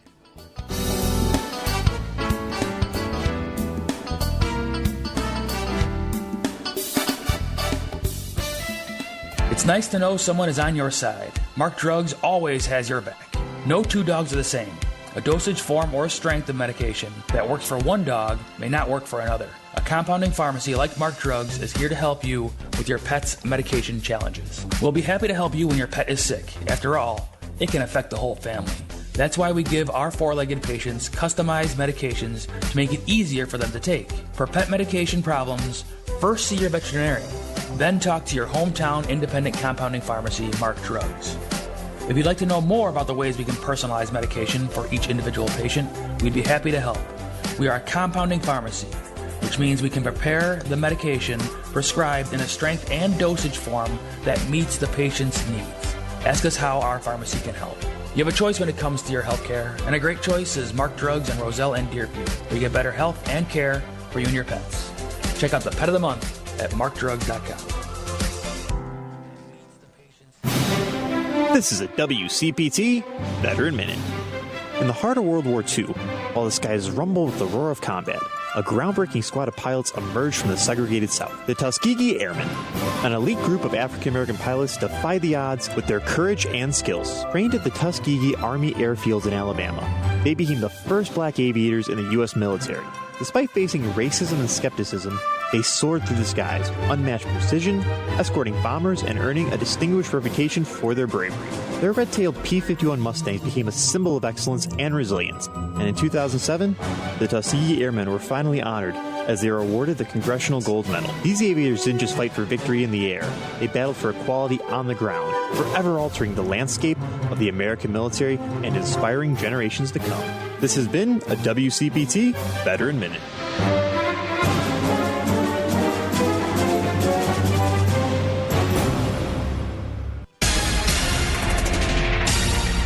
You're listening to WCPT 820. Here's the latest Chicago weather update. From the Weatherology Weather Center, I'm meteorologist Michael Caro. For today, some patchy fog possible early on, otherwise look for mostly sunny skies. We'll have highs in the mid-80s. Then for tonight, mostly clear, a low of 65. Sunny to partly cloudy on Friday, headed up to a high of 86. Then a chance for showers and storms on your Saturday, a high of 81. More scattered showers and storms Sunday into the upper 70s. And that's your latest Chicago weather update. Right now it's 64. Chicago's Progressive Talk, WCPT 820, where facts matter. You're listening to Choose Views with Richard Chew. Hey guys, welcome back to the show. Today on Live, Local, and Progressive, Joan Esposito's guests are Eric Zorn, writer and publisher of the Picayune Sentinel, Lisa Graves, legal expert and executive director of True North Research, and Heartland Signal's Rich Eberwine with 3 stories you might have missed from our digital newsroom. That's Live, Local, and Progressive, weekdays 2 to 5 here on WCPT, Chicago's Progressive Talk for 20 years. And then tonight, 5 to 7, Dwayne Kennedy will be in for Patty Vasquez, Driving It Home with Patty Vasquez, weekdays 5 to 7, WCPT, Heartland Signal website, tune in, YouTube, and Facebook. And tomorrow's Friday, so guess what? Karen Byrne from True Blue Politics Podcast will be with us, and Kevin Schultz, UIC professor of history. So, yeah, make your way here. That's the place to be. We've had a great morning so far. We've had the mayor of the city of Aurora, and Andy Levin from former congressman and now a chief strategist and founder of Lean and Green Michigan. Really 2 good advocates, strong advocates of green, of taking care of our planet, of sustainability, and making sure that we're doing the right things there and being creative and forcing the hands of those who don't believe that we have to take care of the health of our planet, probably one of our most precious resources. So good to have both of them with us this morning. When it comes to law and teaching law, but also understanding law, there aren't many minds that have been doing it better than a professor at the University of Chicago Law School. That would be Tom Ginsburg. Good morning, Professor Ginsburg, and welcome to Choose Views. How are you doing this morning? I'm doing great. Thank you so much for having me on, Richard. Absolutely. We've had some very smart. I'm really fortunate, Professor Ginsburg. I get to chat with some really, really not only intelligent but smart and well-educated people that take that and put it back out there to the universe, so to speak, to make sure to do your part in helping people understand the special area a little bit better. And you've been one of those folks in the area of law that's distinguished. Your Leo Spitz Distinguished Service Professor of International Law, and the list goes on. And you've just got this phenomenal resume. And when I've watched some of your interviews and people that you talk to, but you're just a regular guy to hang out with. So I have to tell you, it's always great to watch some of your interviews and times that you've talked, and how you do such a great job of breaking down the complicated business of law into something that regular everyday folks can understand. So talk a little bit about, kind of your background and also just how you make it plain for people in a very complicated topic. Well, it's nice of you to say, Richard, and yeah, we should hang out sometime. I'm an ordinary person, and I always, in my teaching, try to take the perspective of, what would someone who knows nothing about this area, need to know? How can you break it down in the clearest possible way? So, I think that's what makes, in general, good teachers are able to explain to their audience whatever level they're at. But, in my area, my work is on law, constitutional law and democracy, really all over the world. And, it's no secret that we're in this crisis of constitutional democracy right here in the United States. And so, that professors aren't going to solve that. That's a problem of the public. We have to, every American really has to be paying attention to what's going on if we're going to get out of the mess. And if we're going to solve some of the big problems in society, we've got to be able to talk to each other and, work together as citizens of the same country. Yeah, one of the things, Professor, that I say often on the show, probably every day, if not a couple times during each broadcast, is yes, we have our leaders that have been elected as representatives to lead and to do things that are part of that. However, the real work and the real onus is on us to do our part, and I think it requires a lot of things. It requires being plugged in to like our two previous guests and what the mayor of Aurora, Illinois, is doing to make his city more green. What Andy Levin is doing in Michigan to make the environment better there.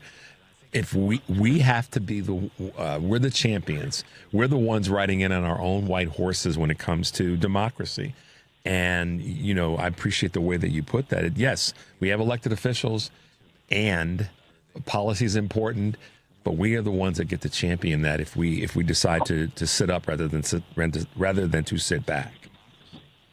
Yeah, absolutely. And, I think there's a tendency, of course, in our era, people are busy, people are, trying to make a living, trying to get by.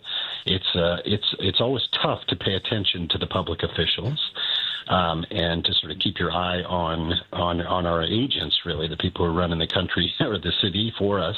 And yet it is really important. And we tend to wait until there's a big crisis.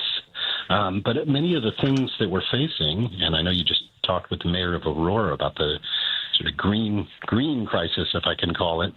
That's a slow-moving one. Mm-hmm. And same with democracy, too. It's, erosion of democracy is something that I always analogize it to the boiling frog. It's kind of one step at a time, and then you wake up one day and you actually don't have a choice anymore about who's going to be in charge. And when did that happen exactly? It's hard to know. You look back and say, well, what was the precise moment when that happened? And it's hard to identify because it's a slow-moving crisis. So it's hard, it's the citizens to be vigilant when there's so many things to be vigilant about. Yeah. But I'm really a small D Democrat. I just believe that the people in the long run do get it right if they're able to, have a choice.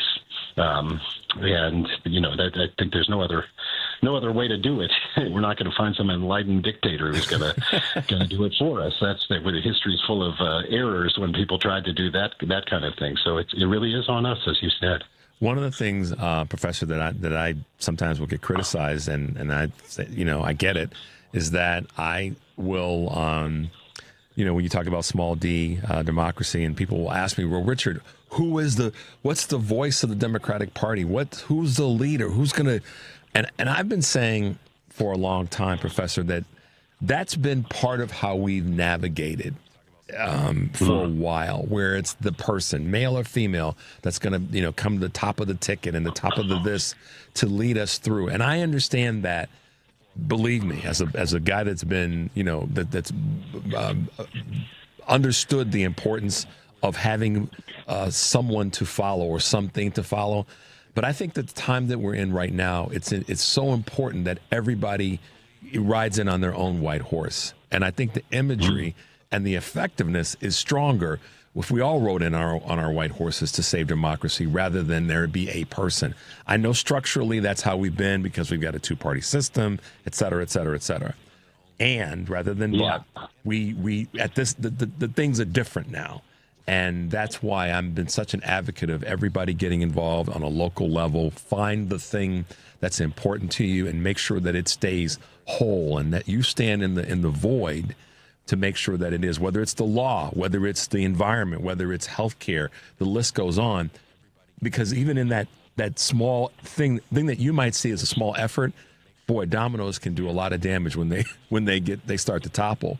And I mean that in a good way. They can be highly effective because of the momentum and the partnership that comes from that. And I know that you've spoken about that when it comes to democracy and why. And you even this is some great, again, me watching you and some of the things that you've done. You had this great, it was about a year ago, I guess it was, where you were talking about why do countries need constitutions, and you just share with our listeners a little bit about that and what your take is in that space. Yeah, that's great. And by the way, I just want to say your point about us always hoping for a savior was absolutely right. When I was a kid, we used to watch cowboy movies on TV, and the good cowboy with the white hat would always run in and save the day at the end. And I think Americans have that kind of political culture where they're sort of expecting someone to come in for them. But as you said, it takes we've just got to do things at whatever level. Could be the state level, could be the local level, could be just your neighborhood. But getting to know each other and getting to work together, that's really what democracy is, actually, is ordinary citizens talking to each other about issues of the day. And it's a big challenge. So constitutions is a really interesting field. Almost every country has one.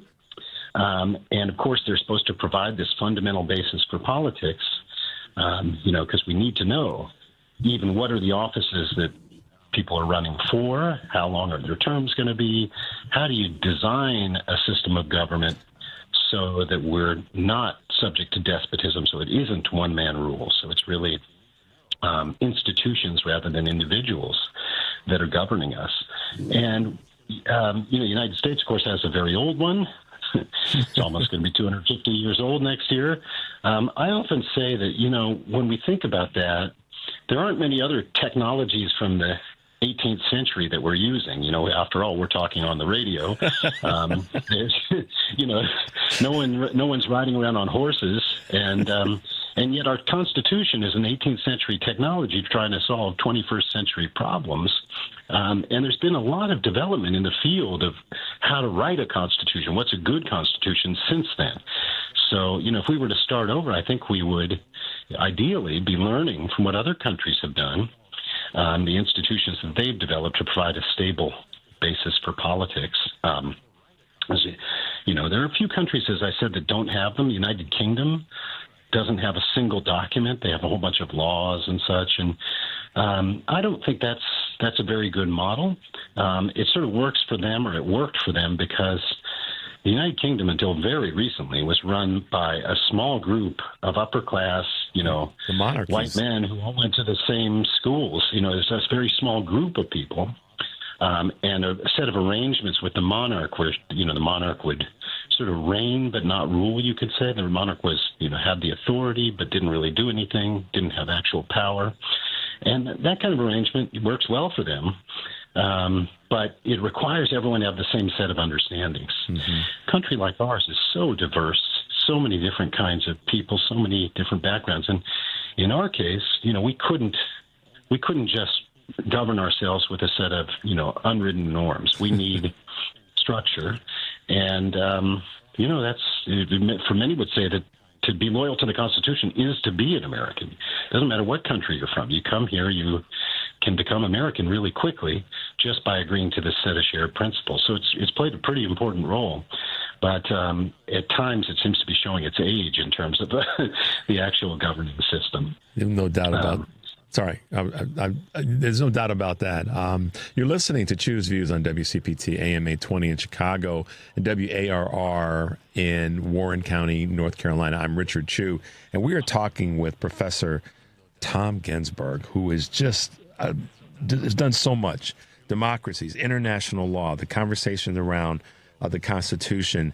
And one of the things that I wanted to ask you about the Constitution, and when you said the rewriting or maybe the design of it being, and you didn't use the word modernized, but those are my words and based on interpretation.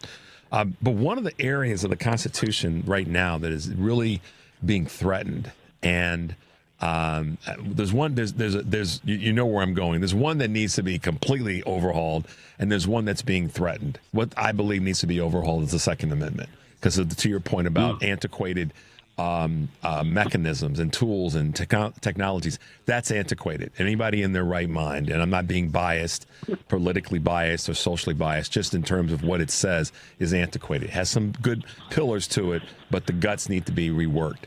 And then the First Amendment is under attack based on what just happened yesterday with Jimmy Kimmel. And so I'd like to get, and I know our listeners would like to get your take on those two parts of the Constitution and what you see happening right now. Yeah, great question. Let me start with the Second Amendment. So historians who look at the Second Amendment and how it was understood at the founding point out that it was not an absolute right. And maybe that's a background point. Like you have a right to X or Y. Does that mean you have an absolute right? In the First Amendment realm, can you say literally anything? A lot of people interpret rights that way, but of course that doesn't really make any sense because, we live in a society with other people. My rights, exercise of my rights might interfere with your rights, your exercise of your rights. And so, we need to find a balance among people's rights. And I think the founders actually understood that about the Second Amendment. So, the Second Amendment reads, a well-regulated militia being essential to to a free state. The right of the people to bear arms shall not be infringed, which implies that maybe they were thinking about a specific context. That is a collective right to stand up to oppressive governments. They also many Americans did have guns then, but they also tolerated a lot of restrictions. So if you were, for example, insane, that you weren't allowed to carry a gun around. And what's odd is, you now have these kind of originalist scholars who say, oh, we're going to do everything like the founders. But the founders would never have defended, the right of people with mental illness to carry guns. They would never have defended the right of people on the actual terrorist watch list to carry guns, which, of course, the Second Amendment folks have defended that because they're such absolutists. So, yeah, I'm with you. I think the Second Amendment needs to be reinterpreted, is what I would say, in line with its original understanding, and that would get us a long way. But the First Amendment is really under very severe attack, and that's really worrying me as someone who spent a lot of time thinking about it. I run something in the University of Chicago called the Forum for Free Inquiry and Expression. It's a couple years old. And we exist to help students learn to express themselves, have students have conversations with each other, and to advance academic freedom and free speech in the country. And it is under very severe assault. In general, in the United States, we have a really broad right to free speech. Other countries might have restrictions on hate speech, for example. We don't have those restrictions. And the reason we don't is because we really don't trust the regulator. We're really worried that if the government gets to decide what's hate speech, then what's going to get criminalized is going to be the speech the government hates. Yep. And so that, we really fear that regulators say, okay, we'll tolerate a little bit of bad speech, a little bit of hate speech, pornography, all kinds of harmful speech because we just don't trust the regulator. And that's a little bit different than other countries, but I think, that's just our way. For the past few years, a lot of people, when they hear the word free speech, they think of the political right. They think that it's like Elon Musk or something like that. And I think, Republicans have been talking about free speech pretty loudly the last few years. But the current administration is not a speech-friendly administration. They're attacking universities for people exercising their First Amendment rights. The Attorney General of the United States yesterday or 2 days ago said, free speech is one thing, but we have the right to punish hate speech. That's what the Attorney General of the United States said. Yeah. And no judge in the country thinks that.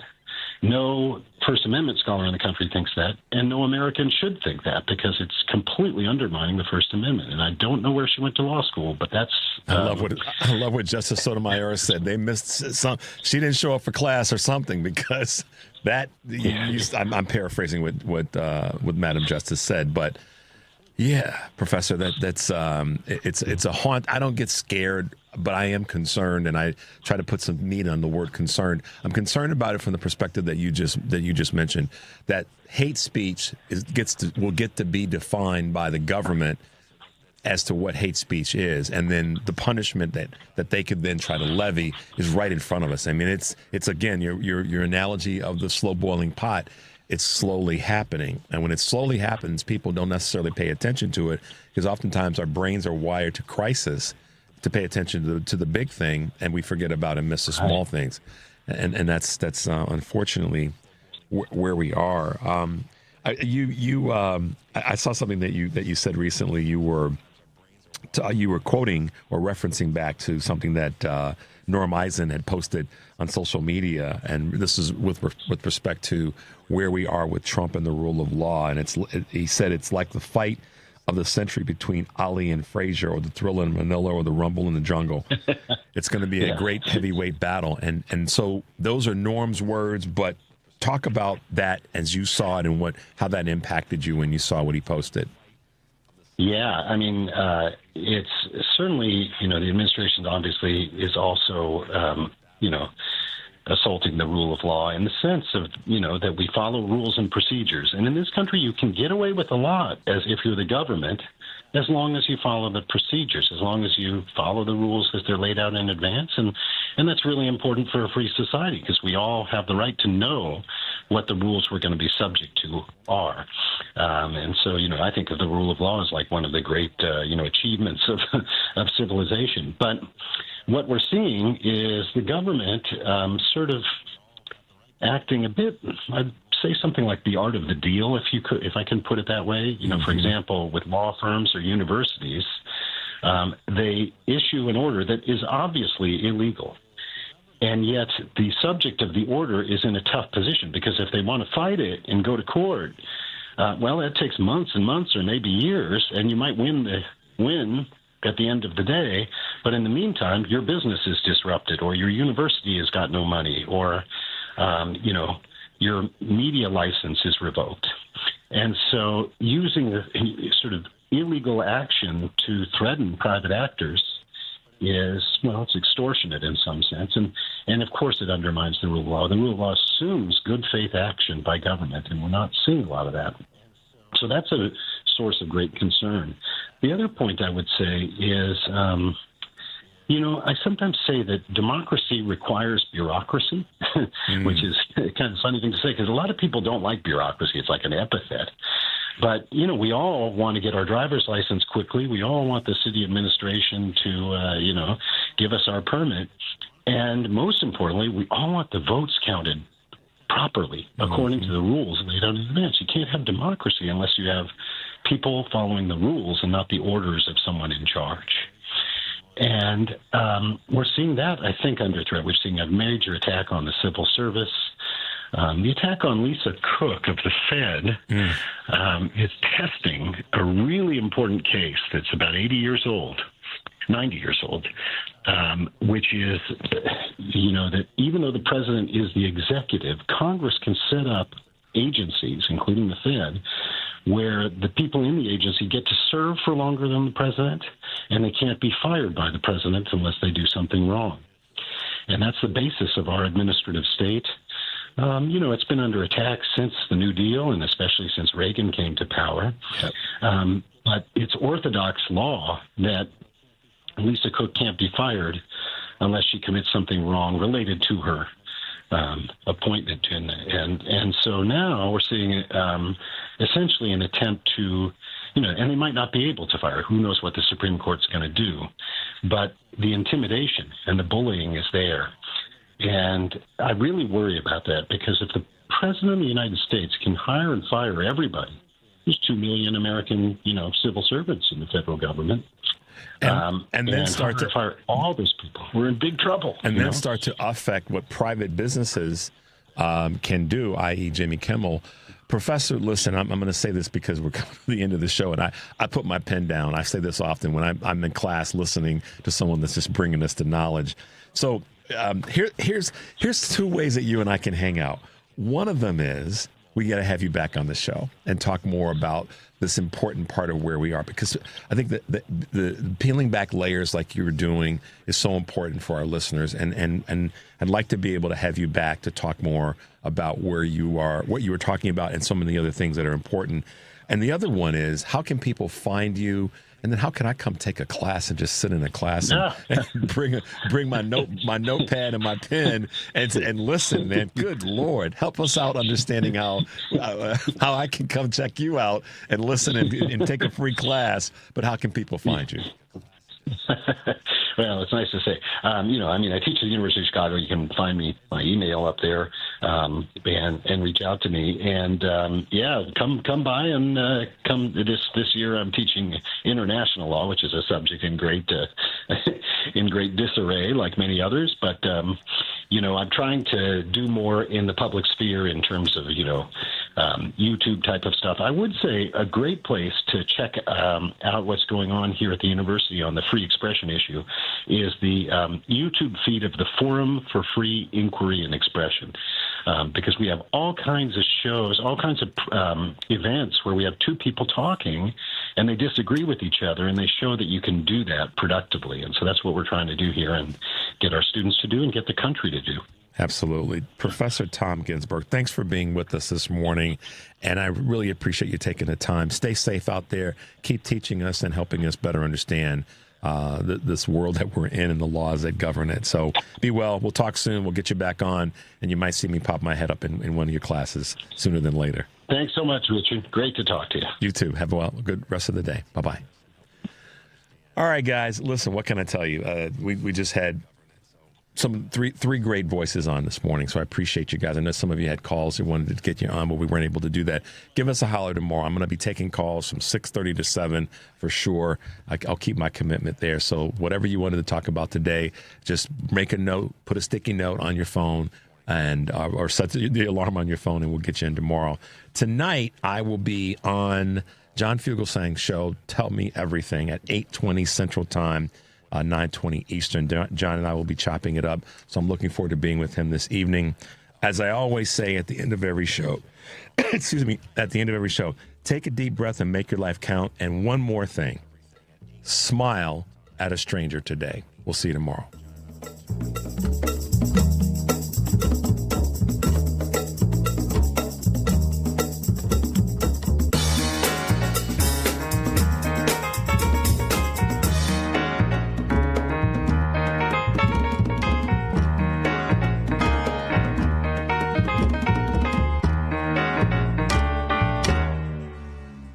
Greece is cheap, but the airfare costs a fortune.